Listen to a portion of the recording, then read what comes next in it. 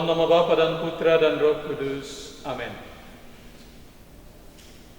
Allah Bapa yang Maha Kuasa dan Kekal, syukur bagimu atas hari baru yang boleh kami nikmati, atas nafas kehidupan yang Bapa beri bagi kami hingga saat ini. Kami hendak mendengarkan sebagian dari firman-Mu.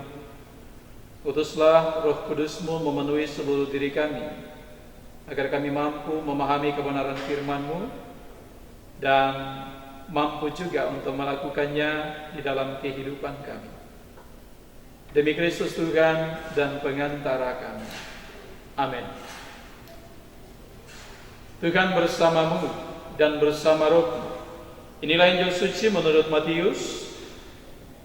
Dimuliakanlah Tuhan. Bab 11 ayat 11 sampai dengan 15. Aku berkata kepadamu, sesungguhnya di antara mereka yang dilahirkan oleh perempuan, tidak pernah tampil seorang yang lebih besar daripada Yohanes Pembaptis, namun yang terkecil dalam kerajaan surga lebih besar daripadanya. Sejak tampilnya Yohanes Pembaptis hingga sekarang, kerajaan surga dirongrong, dan orang yang merongrongnya mencoba menguasainya.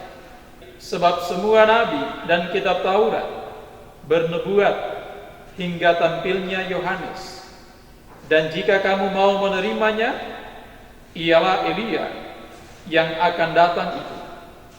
Siapa bertelinga, hendaklah ia mendengar. Demikianlah sabda Tuhan. Terpujilah Kristus. Bapak dan Ibu, saudara dan saudari sekalian yang dikasihi Tuhan. Kehadiran kita dalam kehidupan sosial bermasyarakat atau orang-orang di sekitar kita sering menimbulkan reaksi yang beragam, yaitu ada yang menerima kehadiran kita, tetapi ada pula yang menolak kehadiran kita. Bahkan seringkali dalam pandangan orang lain, kehadiran kita menjadi batu sandungan bagi mereka. Pengalaman demikian mau mengingatkan kita bahwa pesan apapun yang akan kita sampaikan kepada orang lain tidak akan didengar atau diindahkan. Bapak Ibu, saudara-saudari sekalian, demikian pula halnya dengan kehadiran Yohanes Pembaptis yang adalah utusan Tuhan. Timbul beragam reaksi dari orang-orang di sekitarnya, seperti ahli-ahli Taurat dan orang-orang Farisi.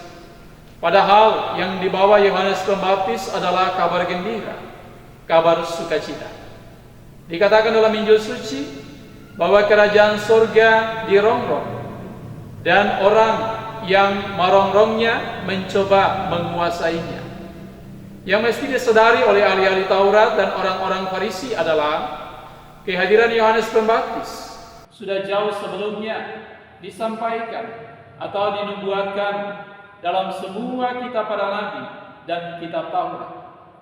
Meskipun nyawa menjadi taruhannya, namun Yohanes Pembaptis tetap setia dan bertahan untuk melaksanakan tugas perutusannya.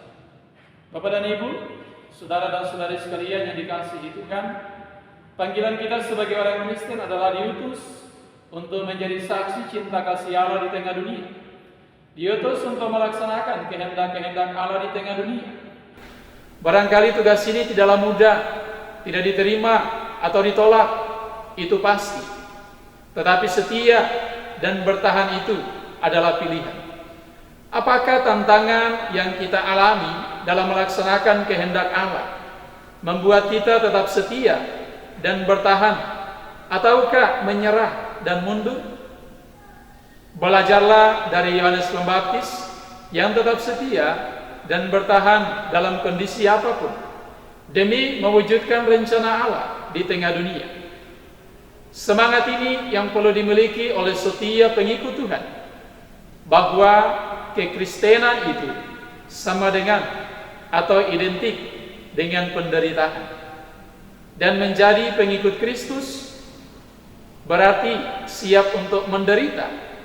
Dan itulah bagian dari tantangan yang mesti diterima oleh pengikut Kristus. Bapak Ibu saudara-saudari sekalian, mari dalam masa Advent ini kita diajak untuk terus-menerus menyadari akan identitas kita sebagai pengikut Kristus. Sebab dengan menyadari akan identitas sebagai pengikut Kristus akan menjadi pintu masuk bagi kita untuk menyadari akan peran kita, akan tanggung jawab kita dalam hidup menggereja, yaitu melaksanakan kehendak Allah dan menjadi saksi cinta kasih Kristus di tengah dunia. Rahmat Tuhan bersamamu. Allah yang Maha Kuasa dan Kekal, sabdamu sudah kami renungkan. Semoga dengan sabdamu itu mendorong kami juga untuk setia dan bertahan untuk menjadi saksi cinta kasih-Mu dalam kehidupan kami.